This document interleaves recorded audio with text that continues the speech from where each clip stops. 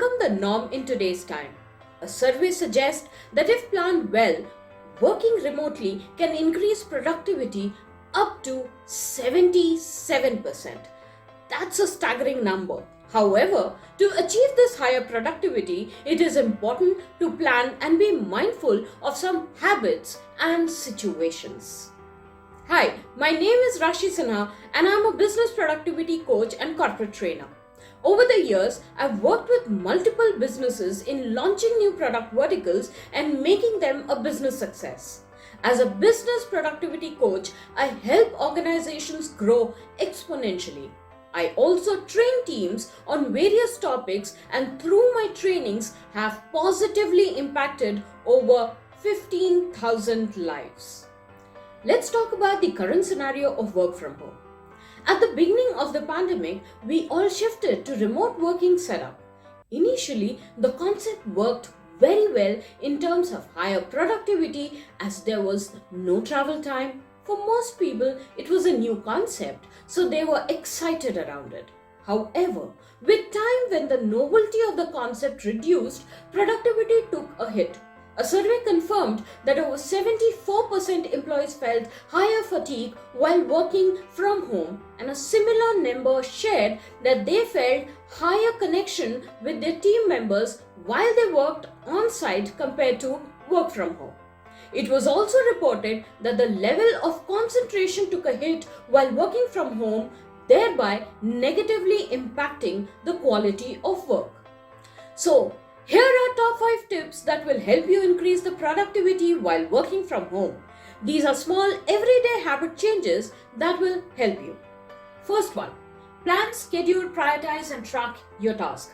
At the beginning of the week, plan for the entire week. Schedule your tasks on a daily basis to cover the entire work and prioritize them based on important and urgent, important, not so urgent, or urgent yet not important. And I hope there are no tasks within the range which are not important and not urgent. So when you do that, you are structuring your entire work schedule and you will be more effective. By the end of each day, track the number of tasks you have finished that day.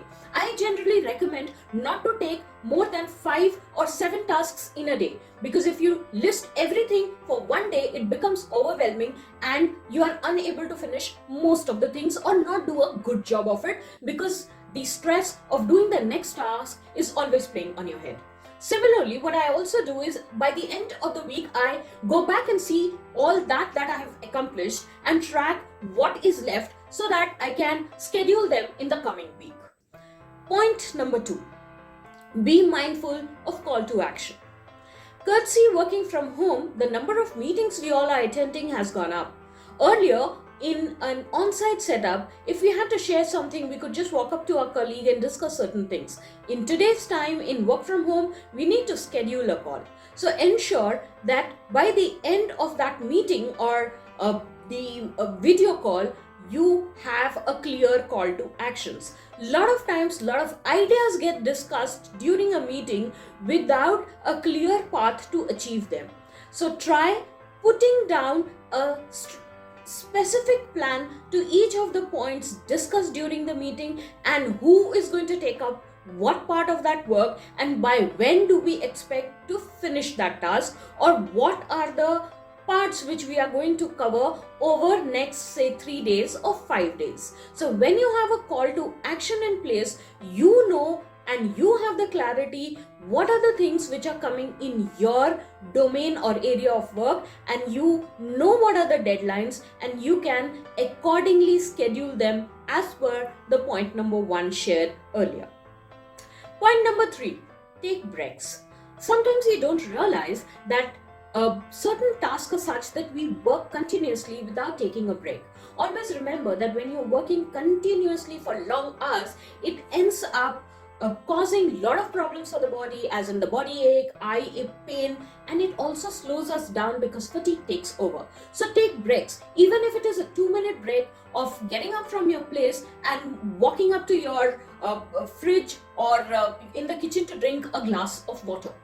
When you do that, you are able to refresh your mind, and when you get back to your desk, you have a new energy to complete the task at hand. Point number 4, have a designated work area which is well lit. Of course, in the work from home setup in the initial days, a lot of us were sitting and working either from a couch or a bed. Avoid that. Have a proper seating arrangement like you have in your office, that is a table and chair, because that increases our capability to work. It kind of sends a signal to our brain that we are in work mode now, and that impacts your productivity. Also ensure that the area where you're working is very well lit so that you do not have to strain yourself to look at your computer or any other pointers that you are looking at or going through.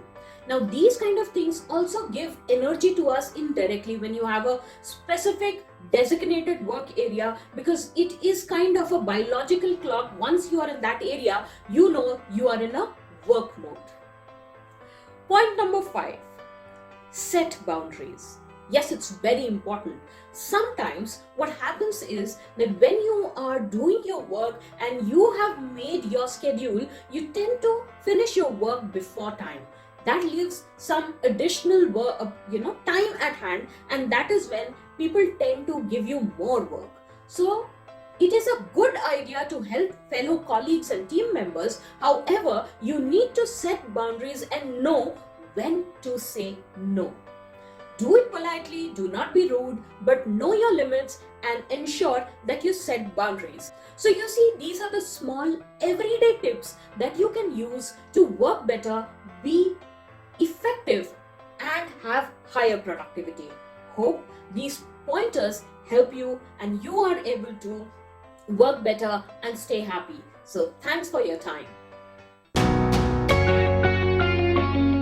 I am sure you would have found some amazing takeaway points from this particular episode. Do not forget to like and share this video. Also, do subscribe to my channel for more such business tips.